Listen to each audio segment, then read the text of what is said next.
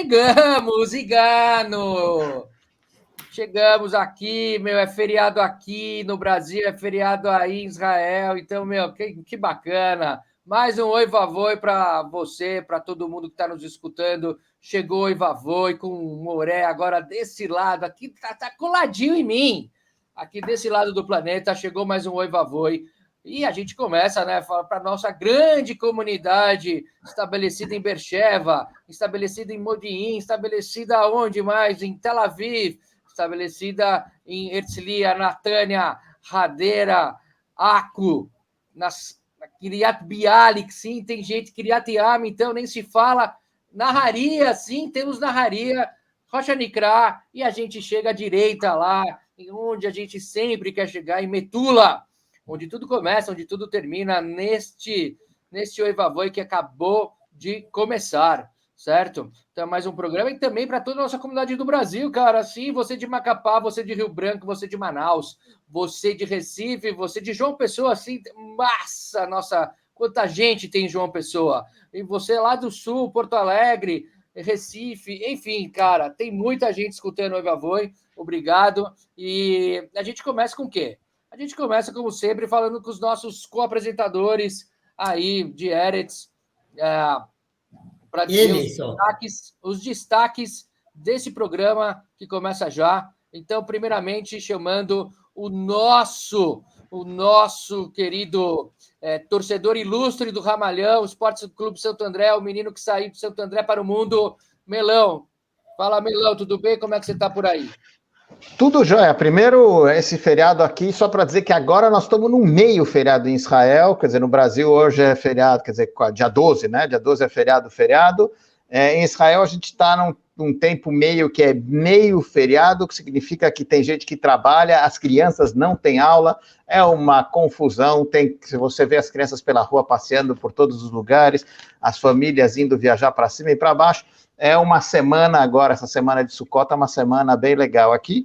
E tem uma coisa assim, antes de entrar nos destaques também, é engraçado que Sukkot, mesmo na sua essência, traz uma outra coisa aqui, que é a mudança, a entrada do outono aqui em Israel, e a gente tem saído de um tempo de verão muito calor, mas bastou chegar agora em Sukkot, parece combinado aí com Deus, mas já está cheio de nuvens, chegou a chover um pouquinho essa semana, agora chuva de Israel, né? Chove 10 minutos e para. Daqui a pouco no inverno é quando chove mais por aqui. Mas vamos chegar nos destaques. Primeiro eu quero começar recontando algo que eu só falei um pouquinho do acordo marítimo entre Líbano e Israel, que ele estava começando a ser desenvolvido, que ele estava para ser aprovado. Então, na semana passada, quando a gente falou sobre isso, surgiu a seguinte questão. Israel tinha apresentado, com o apoio dos Estados Unidos, um acordo para desenvolvimento de bacias de gás natural na região onde fica a fronteira marítima entre Israel e o Líbano. Ali perto, sabe, onde você falou Metula, Rosh Hanikra, ali mesmo tem uma questão de gás. Acharam bacias de gás que podem ou não ter gás lá dentro, quer dizer, não está confirmado ainda, mas existe essa grande possibilidade. O acordo que foi dado primeiro por Israel dá o direito à extração de gás para o Líbano e pagar, mediante o pagamento de royalties para Israel, mantém a fronteira de Israel com a questão da segurança, e tem vários pontos nesse acordo. Líbano mandou de volta uma parte do acordo, querendo mais, falando, não, a gente precisa de mais A, mais B, mais C. O que aconteceu aqui em Israel falou, não, a gente não dá para dar mais, a gente já deu bastante, o acordo é esse acordo que vocês receberam. E essa semana, como é que passou? Passou assim, 2 aspectos. Primeiro aspecto, o prático entre Israel e Líbano, nível governamental, as conversas continuaram, e essa semana, se não me engano, na terça-feira, chegaram à conclusão de que os 2 países aceitam o primeiro, que foi o primeiro documento que Israel mandou, os 2 países aceitam. Pelo segundo, esse acordo tem uma questão interna agora. Para quem não sabe, eu vou falar também disso aqui rapidinho, tem as eleições em Israel que estão aqui, estão na boca, comecinho de novembro, 1º de novembro, vão ser as eleições parlamentares aqui em Israel. O problema é que esse acordo está sendo feito por um governo de transição, porque é um governo que, em teoria, ele já sabe que ele... Quer dizer, o próximo governo vai ter que ser formado, independente que sejam as mesmas pessoas que estejam no governo, não vai ser esse governo mais. Então, primeira discussão, se esse governo de transição era o governo que devia estar fazendo esse acordo com o Líbano. Segundo, se esse material está sendo usado como material de campanha para poder ganhar mais votos. Terceiro, a oposição, quer dizer, quem está no governo agora, criticando totalmente o acordo, mesmo sem ler o que está escrito no acordo. Quer dizer, o acordo foi divulgado na quarta-feira, ele foi divulgado abertamente ao público, mas ele na terça-feira já tinha sido aprovado. Então, qual é o processo agora? E essa que é a questão rápida. O processo, em teoria, quer dizer, a priori, foi aprovado pelos dois países. Na quarta-feira de manhã, o primeiro-ministro fez uma reunião de gabinete com todos os ministros, apresentou, um documento, dizem que de 9 folhas, é um documento relativamente pequeno, o governo aprovou essa lei, e a lei tem que passar no Knesset, para ser aprovada, para ser ratificada. Essa é uma questão. Sukkot, que termina mais para frente, no meio da próxima semana, em teoria, a Knesset não funciona também. Então, eles têm que aprovar isso antes das eleições. Então, está realmente com essas questões mais complicadas internamente do que externamente. Por outro lado, os Estados Unidos, o Biden, ele pessoalmente elogiou a ação do governo de Israel e esse acordo, e dizem os comentaristas que, na verdade, o Biden está de olho, que os Estados Unidos está de olho realmente com a energia que esse gás pode ter a um futuro se continuar com essas questões da guerra na Ucrânia. Então, assim, as questões de energia mundial, parece que tem para esse ano o estoque que eles já tinham ainda tem, os países ainda têm, mas a questão é para futuro, se continuar com essa dependência do gás que vem da Rússia para a Europa, realmente é uma coisa que pode ser complicada. Então, os Estados Unidos, Biden especificamente, está apostando nessas descobertas bacias de gás, tanto em Israel quanto agora no Líbano para fazer, e dizem que a questão de segurança também, agora Israel tem também com que negociar com o Líbano em troca da segurança, em troca de não ataque, em troca de nada, mas só lembrando, para quem não sabe, Israel e Líbano não têm, são países inimigos e não têm relações. Então, um acordo marítimo onde Israel permite, quer dizer, permite, não é porque não é, mas o acordo permite que o Líbano tenha uma fonte de renda a partir da extração de gás natural, realmente inesperado, né? Outro assunto curtinho também, para deixar já passar para frente, para a gente não se alongar muito, são as eleições. As eleições estão chegando aí, e qualquer movimento que se faça, como foi nesse caso do acordo com o Líbano, mas qualquer movimento que se faz aqui está sendo visto com olhos de pré-eleição, o que é normal, e cada um começa a se posicionar para mais agradar o seu público e conseguir passar mais candidatos da sua chapa no novo parlamento.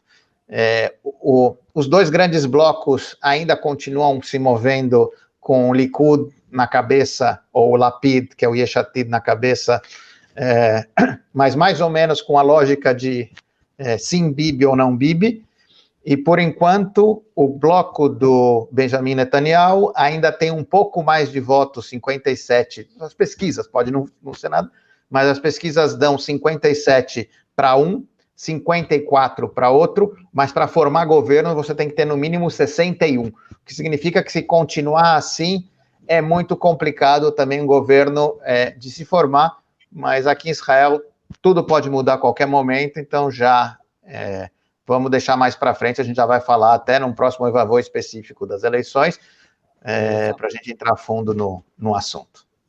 Joia. Só antes de eu chamar o Moré, rapidinho, a repercussão desse acordo no Líbano. Ontem o Guga deu, né, um dos caras que eu escutei aqui, a Guga respeito Chakra? disso. Falou a respeito desse acordo, certo? Que você ouviu uma semana atrás aqui no Evavô, hein? Importante falar isso.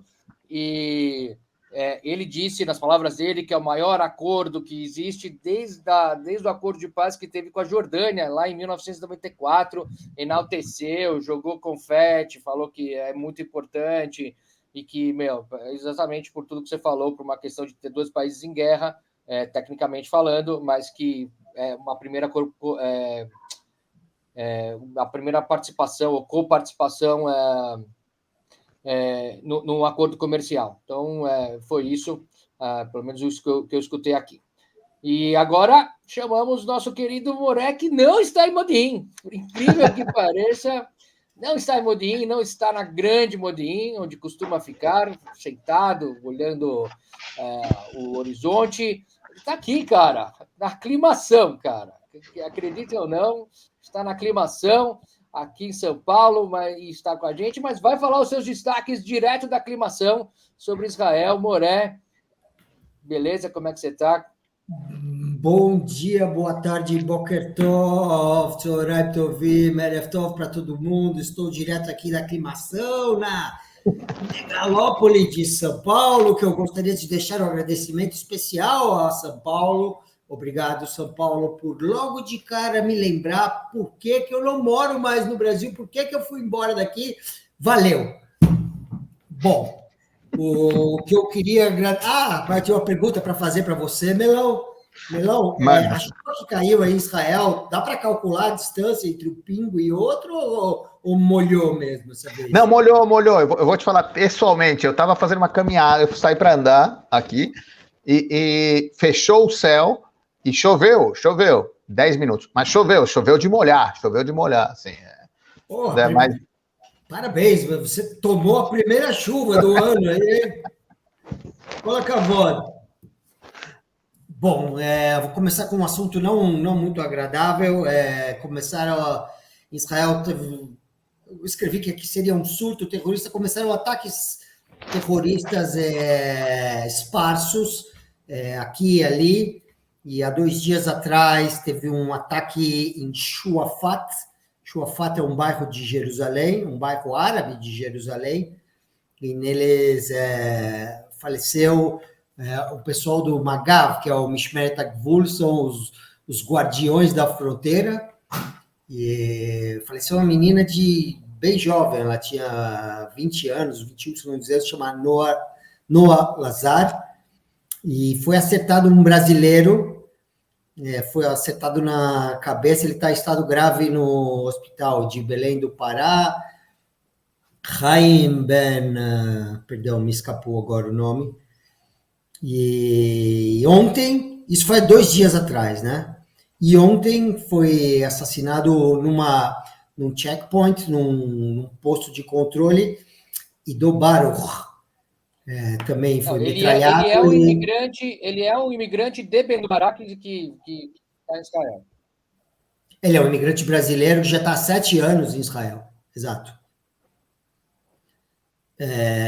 E do Baruch. E até está complicada a situação, estão cercando algumas áreas nos territórios e isso não é um bom sinal. Entendeu? Não, mas só explicar como é que são esses atentados. A diferença dos atentados, esses são, até parece coisa do Brasil, as pessoas chegam de carro e atiram. Então elas vêm com armas, não é mais carro-bomba, então são realmente alguém que passa e atira nos soldados por aí, nos postos de controle. Essa nova modalidade atentados a tiros, né, que chama aqui.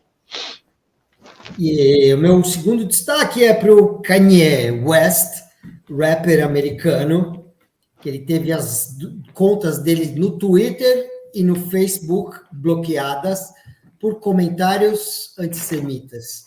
E quais foram esses comentários dele? O comentário clássico do antissemitismo, que é os judeus controlam a engenharia financeira do mundo.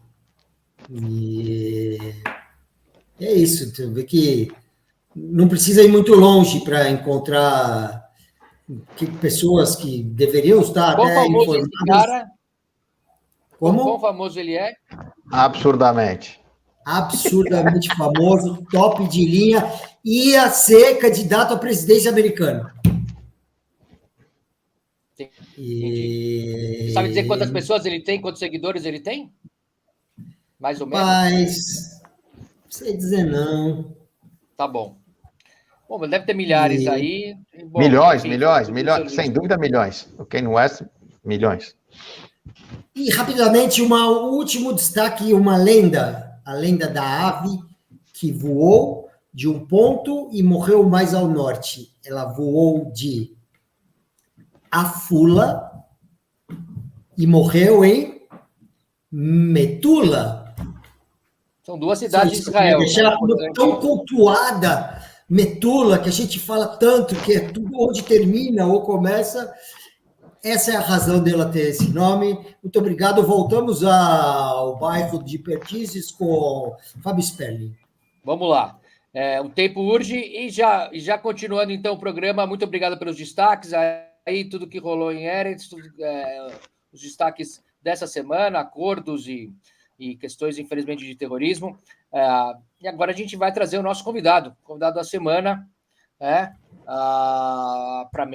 aqui para falar com a gente, que é o nosso Rafael Guanabara, certo? Vou contar um pouco sobre ele e depois a gente vai iniciar as perguntas e a troca, o bate-papo. Né? Rafael, então, Guanabara, é um carioca que não gosta de carnaval, fez aliar, ou seja, a imigração, imigrou para Israel em 2018 para a cidade de Naharia, lá ao norte, e decidiu mostrar a vida no YouTube para desmentir que quem diz que Israel é só areia, camelo e guerra. Tem mais coisa. Então, ele fez um canal bacana no YouTube, onde coloca os vídeos, mostra a vida dele em Israel, mostra outras questões que ele vai contar aqui para a gente. E, então, é com imenso prazer que a gente chama, então, para falar o Rafael. Muito obrigado por ter aceitado o nosso convite. E começo perguntando, então, para você contar um pouco mais detalhadamente da sua imigração, como é que foi e como é que você teve a ideia de pensar em criar este canal no YouTube para falar sobre, enfim, a sua vida em Israel. Valeu, obrigado, Rafael. Eu que agradeço o convite, um prazer estar falando com vocês aqui. E a minha aliá, eu acredito que tenha sido bem parecida com a aliá de muita gente. A gente se planejou. Na verdade, eu sou a prova viva de tudo aquilo que hoje eu combato com o canal no YouTube, porque eu era um que imaginava que Israel só tinha camelo, bomba. Eu pensava exatamente isso. E areia. E areia, exatamente. E a situação no Brasil, questão de violência, né? A segurança pública estava muito complicada. A gente vendo cada vez isso chegar mais perto da gente. E então a gente decidiu sair do Brasil. Mas a gente não tinha ainda um local definido, né? Então a gente começou a pesquisar locais. Isso tudo eu conto, acho que no primeiro ou no segundo vídeo.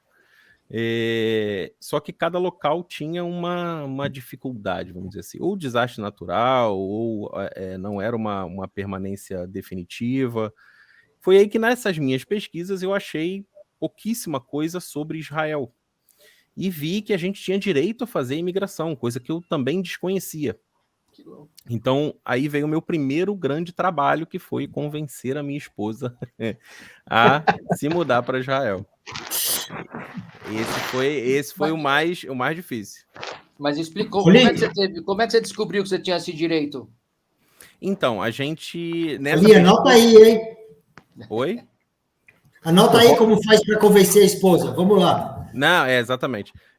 Então, eu fui pesquisando os locais que a gente tinha direito por descendência, né? A gente tinha direito à Espanha também por descendência, mas tinha que ter um senhor trabalho de solicitação de passaporte, de pessoas que já estavam mortas para fazer uma continuidade.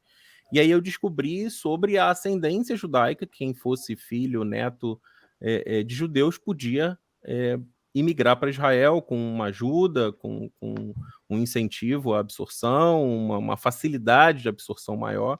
E aí eu fui conversar com a dona patroa. E a dona patroa, não. Se Israel fosse bom, minha família toda estava lá, não tinha saído de lá. Por que não tem mais ninguém lá? Aí eu falei assim, aí complicou a minha vida. E ela tem um tio que ligava para ela todo dia, quando a gente estava no Brasil. E um belo dia eu falei, olha, pergunta pro seu tio por que ele não está em Israel. Aí ela perguntou, tio, por que você não está morando em Israel? Ele falou assim, olha, é porque eu tive uma oportunidade de vir aqui para os Estados Unidos, eu fiz a minha vida aqui, meus filhos nasceram aqui, e hoje é cômodo para mim estar aqui. Mas se eu pudesse escolher um lugar hoje para estar, eu estaria em Israel. Mas por que você está me perguntando isso? Aí ela confessou para ele, a gente está planejando fazer aliar. Aí o velho começou a chorar, é a melhor decisão que vocês estão fazendo, é um lugar maravilhoso, vocês vão fazer um futuro brilhante para a filha de vocês. E isso, a Silvia ainda não estava nem grávida ainda da Laura, a gente tem uma filhinha de hoje 5 anos. E aí a gente começou a planejar, isso foi em 2016, 2015, mais ou menos. E aí a gente começou a planejar como a gente ia fazer para vir e quando seria isso. E aí a gente decidiu que em 2018 a gente viria para Israel. E eu costumo falar nos vídeos, que a decisão mais difícil não é você entrar no avião e vir. O mais difícil é você decidir vir. Quando você bate o pé e fala, não, eu vou. Esse é o mais difícil. Entrar no avião é moleza.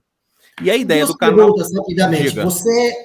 Você é da cidade do Rio de Janeiro? Cidade do Rio de Janeiro. Zona Oeste do Rio de Janeiro. E hoje, morando, você falou quase 5 anos em Israel, né? Sim. Você também, que nem eu... É uma pergunta, né? Você também acredita que o fato de você não saber o que vai ser no futuro, logo, a ignorância do futuro, é a mãe da coragem? Sim. E eu acredito que dependendo desse futuro, muita coisa vai mudar, principalmente em quem está na dúvida de vir ou não. Incrível. Vamos lá, desculpa te interromper. Imagina. A ideia dos vídeos, ela veio assim, eu tô na internet já há algum tempo, há muitos anos atrás eu tinha um podcast junto com meu irmão, chamava Guanabara.info, era o portal de notícias, e o Guanacast era o podcast que a gente tinha. Isso antes de existir YouTube, antes de existir tudo. E eu decidi colocar isso em vídeos quando eu comecei a contar, porque assim, o processo de aliar, ele foi segredo para amigos e alguma parte da família até o momento dessa aliar ter sido aprovada, até a documentação ser aprovada. Quando já estava tudo certo, aí a gente foi comunicando aos amigos.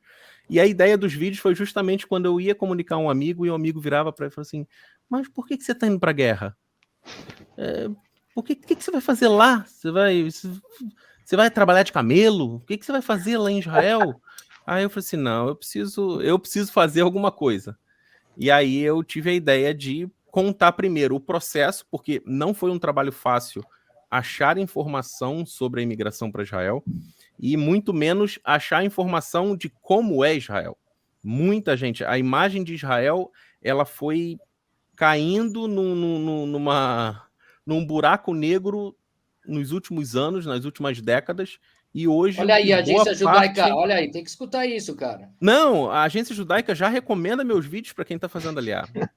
A agência judaica já terceirizou, já falou. Já. Me joga da cadeira, me diz, eles ainda me pagam, fala. Me joga não me pagam. Tá bom. Mas menos mal, deixa eu sentar aqui. Me deixa a ideia foi justamente mostrar a realidade, como é Israel, como é a segurança pública em Israel, como são os hospitais, transporte público, como é a rotina, como é morar em Israel. E aí eu comecei devagarzinho, ainda no Brasil, mostrando todo o processo de aliar, como foi a escolha da cidade, que na verdade escolheram por mim, né? Não fui eu que escolhi na área, e eu posso contar depois. Mas isso tudo é um processo lento que eu contei lá no canal desde o início. Já tem bastante vídeo sobre isso no início do canal. E aí a gente vem desenvolvendo, vem investindo em canal. Eu já sou um amante de tecnologia, então eu já fico mais ligado no lançamento de câmera, lançamento de microfone, ó. Bonito. E aí a gente vai investindo. Um dia a gente chega aí. Vai chegar aí. Olha, só depende de você, cara. E é isso, a história até eu chegar aqui. Eu sei que vocês querem perguntar, mas eu tinha só uma última colocação. Última? Você tem quantos seguidores no seu canal? Eles participam, eles interagem? Sim, participam. Hoje eu tô com 90 mil, se eu não me engano. 90 mil inscritos no YouTube e mais acho que uns 6 mil no Instagram. Por que tem tanto brasileiro em Naharia, hein? Alguns dizem que é por culpa minha.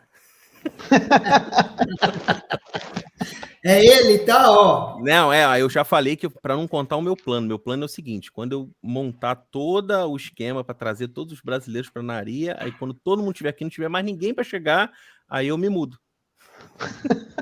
Eu pensei que você ia falar que você Não, é brincadeira, é brincadeira. Você brincadeira. ia lançar como prefeito e ia pedir para todo mundo votar em você, cara. Eu pensei que ia ser prefeito, sim. Não, tô fora. Mas você começou a contar, quer dizer, que não foi você que escolheu Naharia te escolheu.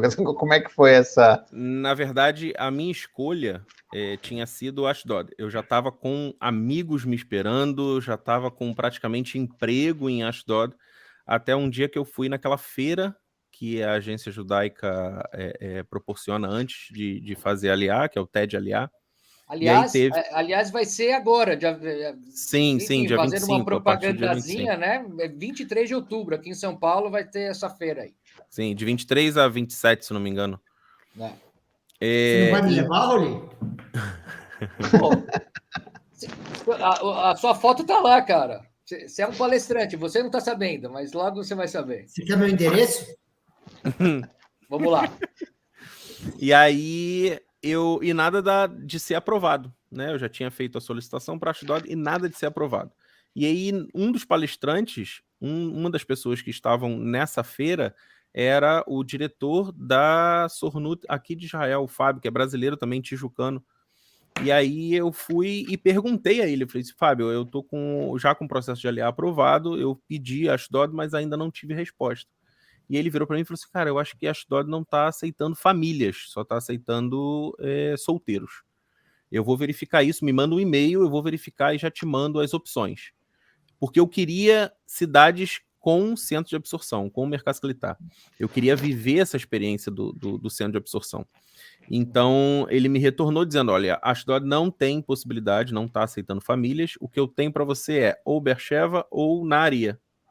Beersheva eu já conhecia de nome, já sabia onde era e já tinha decidido que eu não queria. E sobrou Naharia, então foi Naharia que me escolheu, né? E aí começa aquilo tudo de novo, de fazer contatos, de procurar sobre cidade, como é o Mercado Clitar, como é a cidade, como é tudo isso.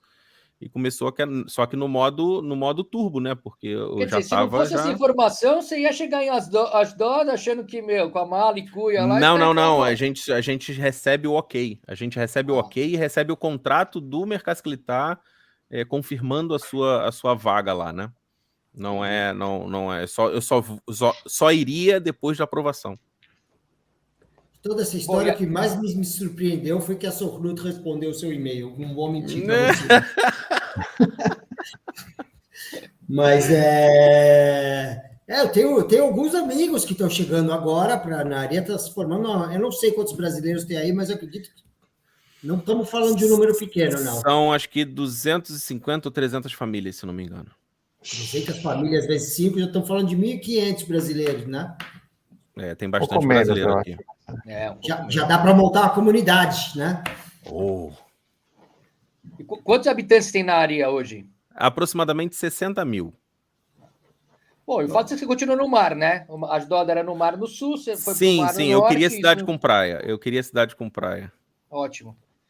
E aí você chega em Naharia e aí, enfim, como foram as primeiras impressões e o que muda desde então para você continuar o canal e cair nessa questão de começar a falar, de fato, sobre Israel? Na verdade, eu nunca cheguei num ponto ainda de pensar em parar com o canal. É um trabalho muito difícil. Muita gente acha que esse é só o meu trabalho. Muita gente acha que o meu trabalho é só fazer vídeo para o YouTube. E não faz ideia da loucura que é conciliar a vida de imigrante com família, com trabalho e mais o YouTube. Eu não tenho ninguém por trás. Eu sou a equipe de um só. Então eu filmo, edito e faço as pesquisas que tem que fazer. Então, quando eu cheguei, eu fui recebido por umas 3 ou 4 famílias que já estavam no Mercasclitar. Somos amigos até hoje. Os amigos que a gente conhece na Aliá, a gente adota como família, vamos dizer assim, né? Porque ela supre a falta que a família faz e a gente acaba se apegando bem. Alguns se vão, outros ficam. Mas a gente ainda tem uma relação muito boa com quem chegou junto com a gente. Eu faria tudo exatamente de novo na questão de permanecer no Mercasclitar. Eu acho que é uma experiência incrível de você estar ali interagindo não só com brasileiros, mas com toda a cultura de diversos países. Quando a gente chegou... Desculpa, na ARI ainda está aceitando atualmente? Não. Só diário. Você pode ficar, se não me engano, 10 ou 11 dias, alguma coisa assim. Só para avisar, quer dizer, mudou um pouco essa situação em Israel inteiro, o Mercasclitar, as absorções... Fechou, né? Meio que é que eles foram redirecionados para o pessoal da Etiópia e agora depois para o pessoal da Ucrânia, então eles foram meio fechados para aliar. O daqui de Naria, na verdade, antes da gente fazer aliar, ele já funcionava na modalidade que ele está funcionando hoje, para o pessoal da Etiópia e o pessoal da Rússia.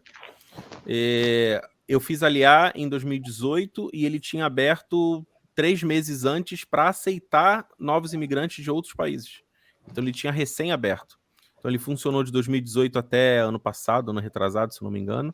E agora você pode ficar só um período de poucos dias até você conseguir alugar um apartamento para você poder sair do Mercasclitar.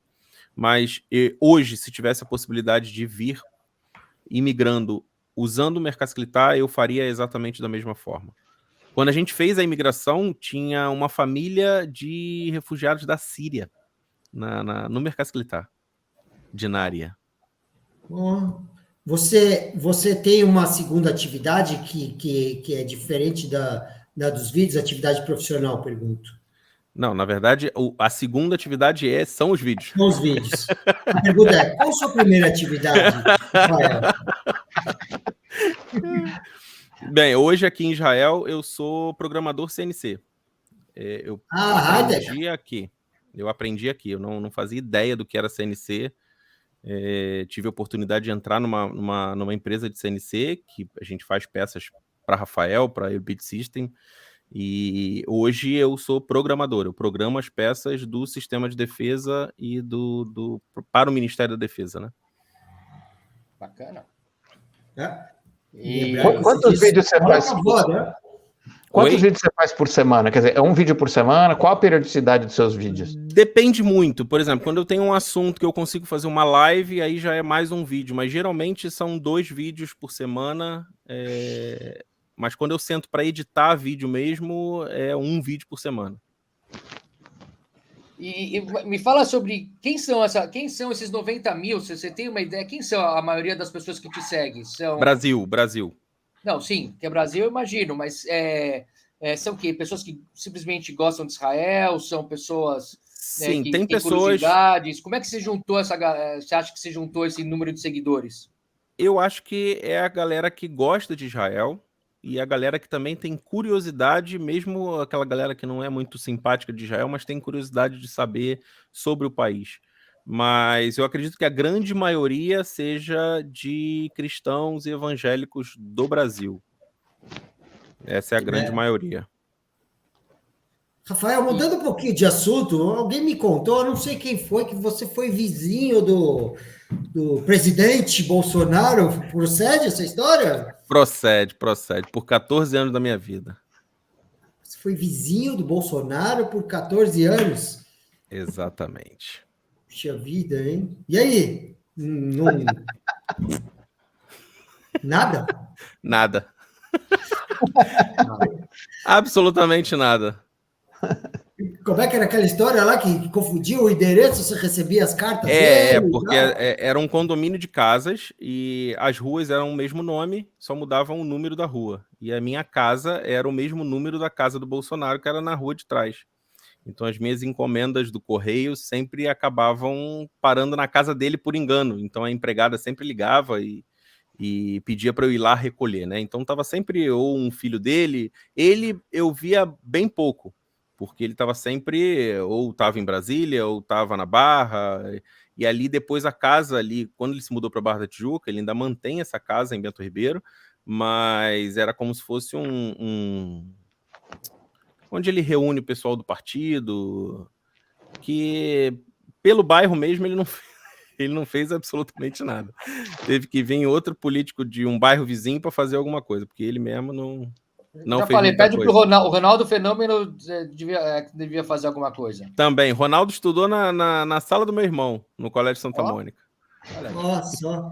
E o meu irmão só Mais foi uma descobrir prova depois. que- Não, e detalhe, o meu irmão só foi descobrir quando o colégio lançou um quadro sobre famosos que estudaram no colégio. E a turma que o famoso estudou. Então tinha a Xuxa, tinha o Ronaldinho. Poxa. E aí meu irmão olhou e falou assim, ué, mas eu era dessa turma. Eu nunca vi o Ronaldinho na turma. Fugiu da escola. E conta um pouquinho desses vídeos, quer dizer, qual você acha, qual foi o vídeo que foi mais visto, teve maior repercussão? O mais visto até hoje foi o do Mar Morto. O que do Mar Morto? Tá maravilhoso. Aquele com drone, maravilhoso. Isso. Que você fez. Eu vi. Eu fui um deles. Maravilhoso. Isso. E agora eu tô preparando um na mesma linha do Mar Morto, só que quando eu viajei para Eilat agora no feriado de Rosh Hashanah. Entendi. O Mar Morto é uma história muito triste, na verdade, porque ele tá desabando, né? É. Eu ia numa praia lá que chamava Hof Mineral, e a praia inteira foi engolida por uma cratera. Até a estrada que passava na frente foi engolida, eles tiveram que fazer um desvio. Sim, tem resort em volta, parque aquático, tudo tá desaparecendo. Dizem que quem não conheceu ainda o Mar Morto, que venha conhecer, porque ele vai sumir. E falando sobre o seu vídeo, que né, até já comentei com você, que é o vídeo onde você coloca como custo de vida de morar em Israel, né? Você fala, faz conta a conta, né? Quanto eu gasto, tal. Que eu particularmente achei muito bacana, porque alguém tinha que colocar isso, né? E eu queria saber a repercussão desse vídeo, principalmente o pessoal que de fato também queria migrar para Israel. Como é que foi? Eu sempre deixo muito claro que o que eu coloco no vídeo é a minha realidade. Tem gente que vem para Israel com uma prioridade, tem gente que vem para Israel com metas, né? E, por exemplo, de morar em Tel Aviv. Eu só vou fazer Aliá, como eu já escutei muita gente no Brasil falando, eu só vou morar em Israel se eu for morar em Tel Aviv. É óbvio que o meu orçamento aqui no norte, aqui em Nahariya, não é compatível se você quiser morar com uma família e nem que seja de um filho só em Tel Aviv. Então eu deixo sempre muito bem claro que aquilo ali representa a minha realidade. Mas é uma realidade que alguns acham que não existe. Então eu quis fazer esse vídeo exatamente para mostrar que sim, é possível. Eu fico para morrer quando eu vejo algum comentário de pessoas pedindo ajuda no Facebook, por exemplo, dizendo assim, olha, eu quero fazer Aliá, eu quero saber quanto eu preciso mensal para poder viver em Israel. E aí a pessoinha lá de Tel Aviv, que o marido tem um carro, ela tem um carro, ela vai para academia todo dia e ela vai ter empregada, Não, olha, você só consegue viver em Israel se você tiver no mínimo, se você ganhar no mínimo 30 mil por mês. E aí eu fico para morrer, eu falo assim, gente, isso é injusto. Isso é injusto com quem está montando ainda um sonho de vir para Israel. Se a pessoa quiser vir para Israel, por enquanto, morar num apartamento mais humilde, morar numa cidade mais barata, ter custos... O meu planejamento de Aliá, eu não cogitei carro no primeiro ano.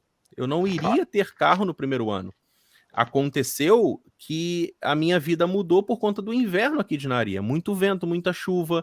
A gente tinha que deixar a Laura... Laura veio para cá com 1 ano e 8 meses, então nem o Gan e Eladim ela tinha direito. Então a gente teve que pagar uma pessoa para ficar com ela. Então a gente tinha que ir para um canto para deixar ela com a menina e voltar para fazer o Ulpan. E era isso todo dia, com vento, com chuva, granizo. E aí a gente precisa comprar um carro, porque a menina estava ficando doente toda semana. Então o carro passou a ser uma necessidade, não um luxo. Mas o meu planejamento inicial era não ter carro. Esse apartamento que eu moro aqui é o apartamento que eu moro desde que eu saí do Mercado Militar. Agora, no próximo ano, é que talvez eu me mude daqui para um apartamento que tenha um quarto a mais, para eu poder montar meu estúdio, porque se repararem, eu estou no meio da sala. Eu também. O Melão já teve aqui em casa, o Melão viu o meu cantinho de gravação.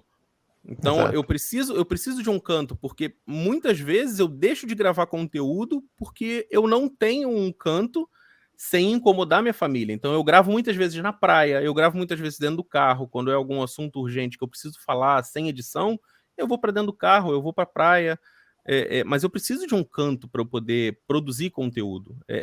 Já é um trabalho conciliar o meu dia a dia de trabalho com os vídeos. Então eu preciso de alguma coisa prática, eu preciso o mais prático possível. Eu já fico feliz que as pessoas não veem o varal na minha sala, né, quando eu estou gravando. Mas ele está lá, acredite que ele está lá de corpo e alma. Eu acredito. É porque a minha câmera, ela desfoca o fundo, mas se você olhar em cima da minha mesa de centro aqui, ó, tem os sapatos que saíram da lavadora. Que a gente chegou de acampamento agora, então os sapatos aqui de acampamento estão aqui secando, em cima da mesa de centro. Vida real. É isso aí. Onde vocês foram acampar? Do Git, no Kinneret. Do Git. Como foi? Bem bacana, bem bacana. Eu gosto bastante. Eu gosto bastante de acampar no Kinneret. Muita gente, estava cheio? Então, eu fui na sexta-feira de manhã cedo e voltei no domingo. No domingo de manhã começou a encher, por incrível que pareça. Cara, eu fico impressionado, as pessoas chegam no camping, montam uma estrutura gigantesca, passa a noite, de manhã tá desmontando tudo para ir embora. Se for para fazer isso, eu não saio nem de casa. Não, eles gostam de carregar bastante coisa para justificar o carro, né, que ele comprou, né, a Silverado, né?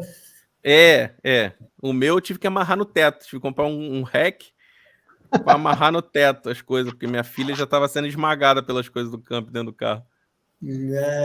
Mas é bacana. Agora, deixa eu perguntar, esses seus amigos lá no começo, quando você fala, né, que você falou que você ia migrar para Israel, o cara falou que você vai fazer no meio da guerra, camelo e tal, você acha de uma maneira ou outra, você conseguiu mostrar uma outra Israel, ou seja, você conseguiu mudar a cabeça desses caras, de todos, né? Não só deles, eu recebo muita mensagem dizendo, cara, você abriu meus olhos para uma coisa que eu desconhecia completamente. Eu desconhecia que você podia andar com o celular na rua em Israel. Eu desconhecia que em Israel você tem que parar seu carro no sinal vermelho, não importa a hora, e que nada vai te acontecer.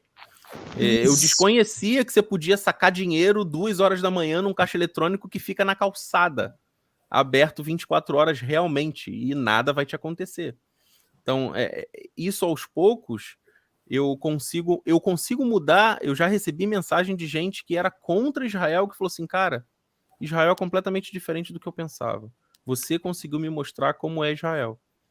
Que eu tento botar o máximo de verdade possível.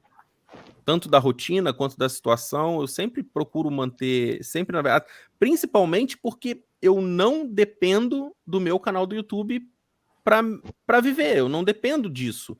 Eu faço porque eu gosto de fazer, eu gosto de gravar, eu gosto de editar, eu gosto de estudar. Eu estou sempre fazendo curso de posição de câmera, de movimento de gimbal. Eu estou sempre fazendo esses cursos para poder cada vez mais melhorar. Eu vejo meus vídeos do início e dá vontade de deletar ele do YouTube. Mas você quer trabalhar no Oi Vavoi? Depende do salário. Vou te dar o dobro que o Melão. O que eu ia falar? Eu acho que morar em Israel ela não é o mais fácil. De longe não é o mais fácil, mas é o melhor, sem dúvida. Entendeu? Mas quem disse que seria fácil? Ninguém falou que seria fácil, não é fácil. Mas aconteceu uma coisa comigo ontem estranha, que eu estava andando e o sinal fechou, era 11 horas da noite, né? Numa rua escura. Eu parei o sinal no sinal vermelho, passou um cara do meu lado, como se não tivesse sinal, não tivesse rua, não tivesse esquina. Eu falei, será que eu estou sendo trouxa? Será que eu estou vacilando? O que está acontecendo? Por que será que ele sabe de alguma coisa que eu não vi? Será que ele viu alguma coisa que eu não vi? Posso falar que em 12 anos, uma vez sem querer eu passei o sinal vermelho. E aqui não, aqui tipo, a regra é mais elástica, porque existe o risco urbano da segurança, né? Coisa que a gente não sabe. Mas eles lá não tem o tal do bombardeio, não tem nem o Kipat Barzel, não sabe de nada disso, entendeu? Não, no Rio não dá nem para parar em sinal vermelho. Nem No olha, Rio não né? tem como. No Rio não tem como. No Rio não tem como. Cara, Você já voltou ao Brasil? Pra não, visitar? nem quero. Juro? Não quero. Não tenho a mínima vontade de voltar ao Brasil para visitar, principalmente para passear. Eu não conseguia passear quando eu morava aí, porque teria mudado. Eu não conseguia pegar minha família e ir para uma praia, ficar até o pôr do sol e pegar um beco escuro voltando da praia. Não dá. Não dá. Infelizmente não dá. É porque assim, o Rio de Janeiro ele é um pouquinho fora da normalidade.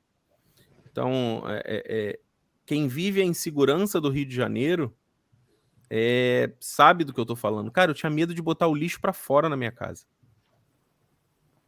Quando você tem que esperar Uber hoje no Rio de Janeiro, você tem que esperar dentro da sua casa. Se você espera do lado de fora com o celular na mão, você fica sem celular. É surreal, é surreal. Antigamente, você tinha medo de 2 caras na moto. Hoje, no Rio de Janeiro, o cara tá saltando sozinho na moto. Ele deixa a moto lá ligada, bota o pezinho, te assalta, sobe na moto de volta e vai.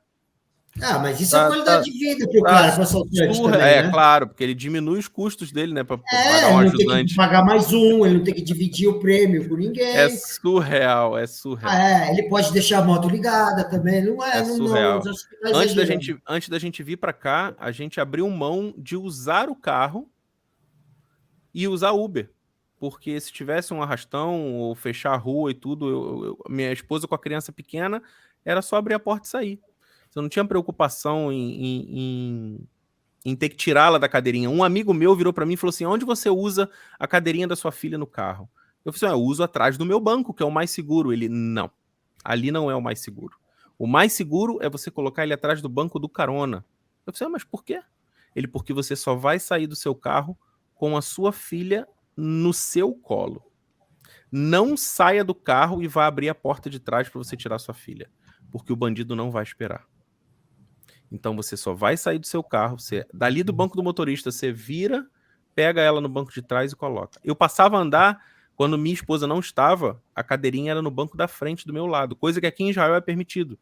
Eu fazia no Brasil contra a lei e eu arcava com o meu risco de multa. Quer me multar? É proibido? Me multa. Mas eu não vou andar com a minha filha no banco de trás até o meu estado me dar o mínimo de segurança para eu poder transitar com a minha família.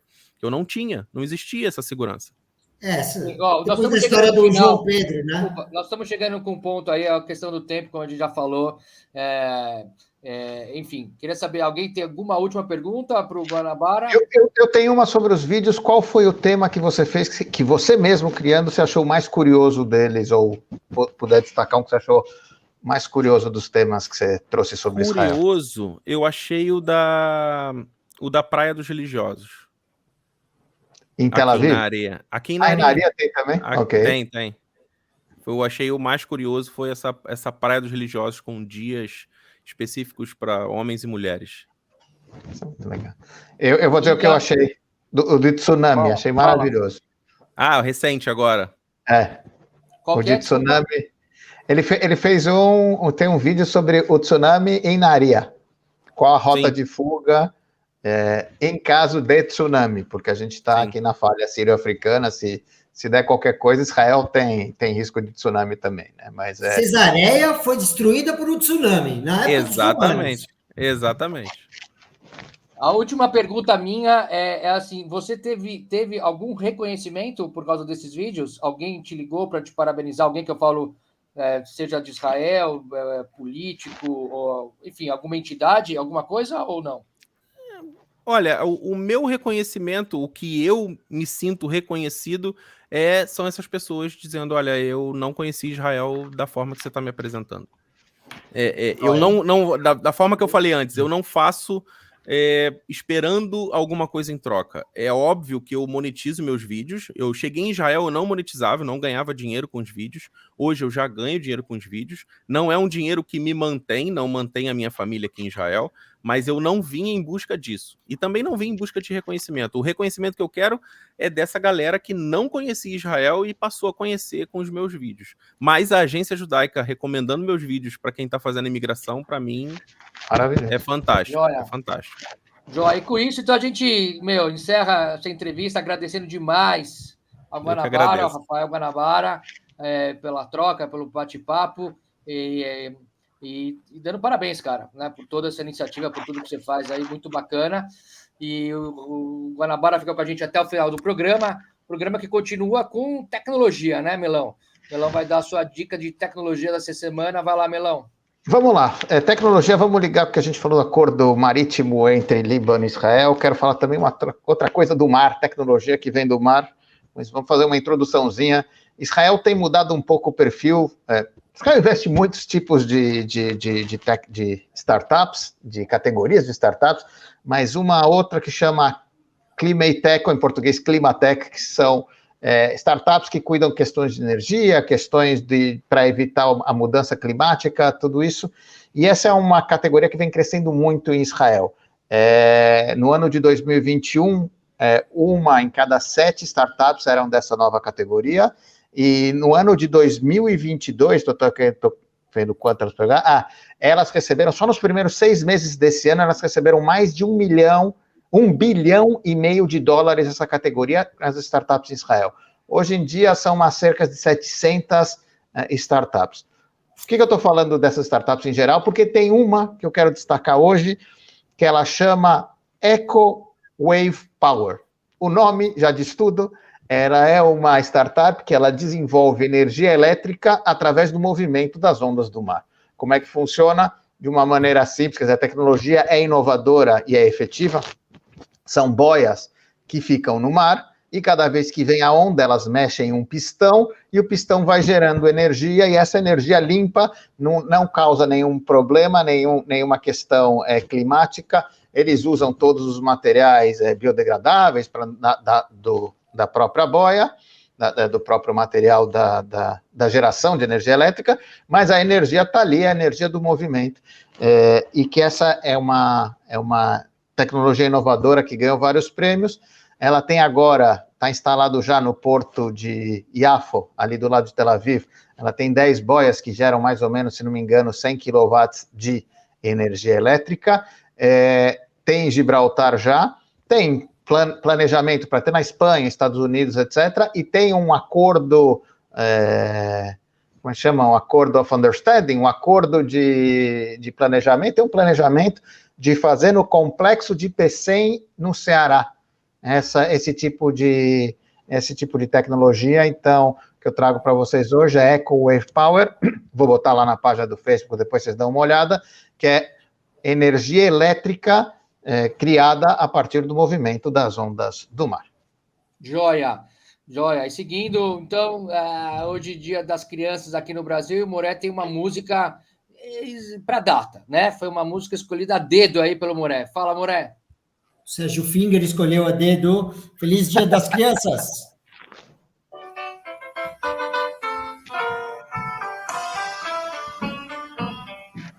אדון שוקו הולך לבקר חבר שלו, אדון שוקו אחר. הוא מצחצח מעליו, מסרק שערו והולך עם מקל ומגבר. בוקר רוח קלה בית ירוק, דלת אדומה, בן בן בן. Conta um pouquinho sobre essa música, Moré. Ela faz parte de um disco chamado Pam Haiti Yeled. E acho que é só isso que eu tenho para falar. Um disco inteiro sobre músicas infantis. Pam Haiti Yeled, que uma vez eu fui Pam Haiti Yeled do Arik Einstein. Ele canta todas as músicas sobre... Ele começa a falar sobre a infância dele, né? Sobre vários assuntos, mas essa em especial é uma música divertida. Feliz Dia das Crianças. E o nome da música é Adom Choco, quer dizer, o Senhor Chocolate, certo? É isso, é o Senhor Chocolate que vai procurar o outro Senhor Chocolate. Essa é a história, que eles estão andando na rua, eles vão visitar o outro Senhor Chocolate. É muito. E essa música, vamos dizer assim, é que nem um saltimbancos, assim, ela é tão famosa quanto, assim, entendeu? Não há quem não conheça. Perfeito. Que tenha mais de 4 anos, é verdade. Perfeito.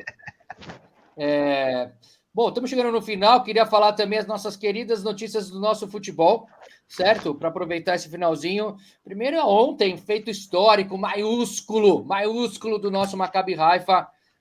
Não foi a primeira vitória, viu? Não foi a primeira vitória foi lá em 2002, foi 3-0 do Manchester United, teve isso aí.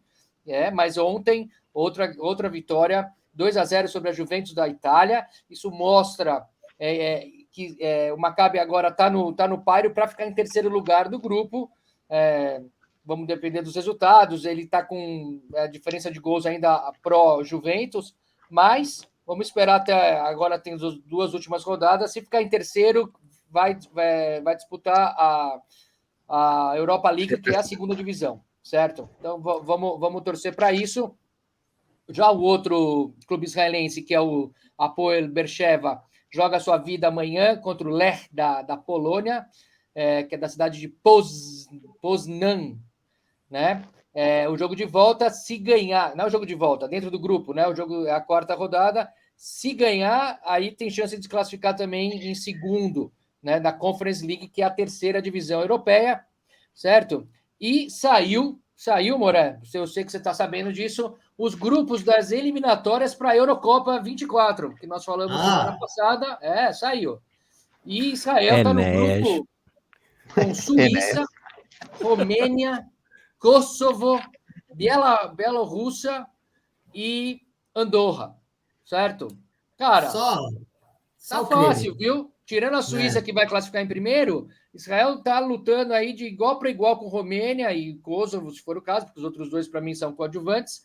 E pode, se jogar direitinho, se fizer como o Moré manda, dá para classificar em segundo. E se não classificar em segundo, tem a questão do playoff pelas Ligas das Nações, que ele vai participar porque ele foi o primeiro do grupo dele. Certo? Então, esses são os grupos. Que o Moré não manda em nada, tá? Só isso que eu queria falar. Última pergunta. Guanabara, você torce para que time? Como eu não gosto de futebol e eu não quero ser sacaneado por ninguém, eu falo sempre que eu torço para Camarões. Tá ótimo. Pô, pensei que você era flamenguista, a gente ia poder mandar uma boa sorte pro Flamengo. Não. Eu tenho contra aquele time lá do final da Marginal, que não é mais final da Marginal, é lá do Itaquera, lá, sei lá da onde que fica essa porcaria aí. Vamos lá, sorte pro Flamengo. Eu achei que você ia falar que você torce pro Olaria. Não, também não. Não, porque se eu falo que eu torço para qualquer time desse, vão me perguntar a escalação, vão me perguntar. Mas o Olaria é de Bento Ribeiro, não é? Não, Olaria é de Olaria. Ah, não. Então, mas peraí, qual que é o time de Bento Ribeiro? Eu sou Cristóvão, desculpa, não é? É próximo também, mas também o São Cristóvão é de São Cristóvão. Não, é porque é onde o Ronaldinho começou a jogar, no São Cristóvão, cara. Sim, não, mas é porque o Ronaldinho morava em Bento Ribeiro. Exato. Timing. Pronto, cara. A gente Camarões decidiu não é pelo cachê, Guanabara que ele torce pro São Cristóvão e tá tudo bem. Pode ser. E bola pra frente. Estamos chegando no final. Cara, muito obrigado, Guanabara. Obrigado, Moré. Obrigado, Melão. Obrigado a todo mundo. Valeu. Esse foi mais um Oi Vavô. Até semana que vem. Bora, Israel, meu. Vamos fazer história no futebol, em tudo e bola pra frente. Valeu, pessoal. Tchau, tchau.